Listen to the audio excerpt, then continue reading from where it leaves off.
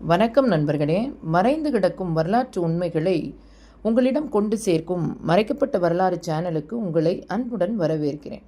மனித வரலாற்றின் மிகப்பெரிய புதிர் காலத்தை கடந்து இன்று வரை நம்மை சிந்திக்க வைக்கும் ஒரு நாகரிகம், இந்தஸ் பள்ளத்தாக்கு நாகரிகம்.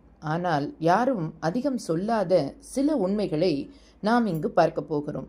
5000 ஆண்டுகளுக்கு முன்னர் இன்றைய பாகிஸ்தான் வட இந்திய எல்லையிலும் பரந்திருந்த நகரங்கள் ஹராப்பா, மொஹஞ்சதாரோ, லோத்தல், இது 100க்கும் மேற்பட்ட நகரங்களை கொண்ட மிகப்பெரிய நாகரிகம். ஆனால் இங்கிருந்த மக்கள் பற்றி நாம் அறிந்திருப்பது மிக சற்றே. வீடுகள் அனைத்தும் மண் சிதறாமல் எரித்த செங்கல்களால் கட்டப்பட்டிருந்தது. வீடுகளுக்குள் தனிப்பட்ட குளியலறை, கிணறு, குடிநீர் வசதி, வீதிகள் ஒரே நேர்த்தியுடன் 90 டிகிரி கோணத்தில் வெட்டியோடும் தெருக்கள். இதை பார்த்து வரலாற்றாளர்கள் சொல்லுவது இது ஒரு சுத்தமான ஜனநாயக நகரம். யாரும் அதிகமாக பேசாத ஒரு விஷயம், இங்கிருந்த அண்டர் கிரவுண்ட் ட்ரைனேஜ் சிஸ்டம், மண் குழாய்கள், கல் மூடப்பட்ட சாக்கடை, மழைநீர் சேமிப்பு, இவை 21ஆம் நூற்றாண்டில் கூட பல நகரங்களில் இல்லாத வசதிகள்.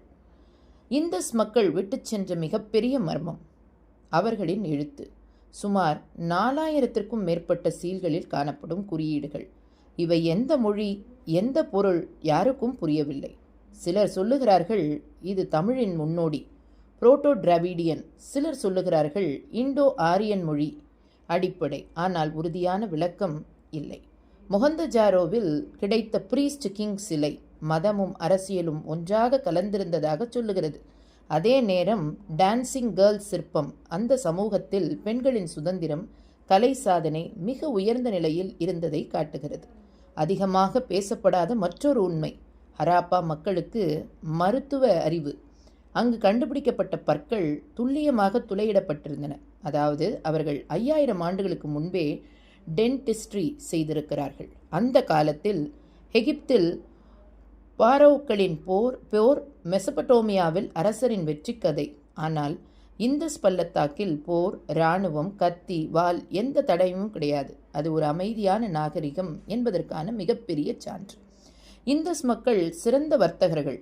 லோத்தல் துறைமுகம் வழியாக மத்திய ஆசியா, மெசபடோமியா வரை பருத்தி, முத்து, தங்கம், கல், மசாலா அனுப்பப்பட்டன. இதனால் உலகின் முதல் குளோபல் ட்ரேட் நெட்வொர்க் இவர்களிடம்தான் தொடங்கியது எனலாம். ஆனால் கேள்வி ஒன்றே, இந்த மேம்பட்ட நாகரிகம் ஏன் திடீரென மறைந்தது? வரலாறு தொடருகிறது.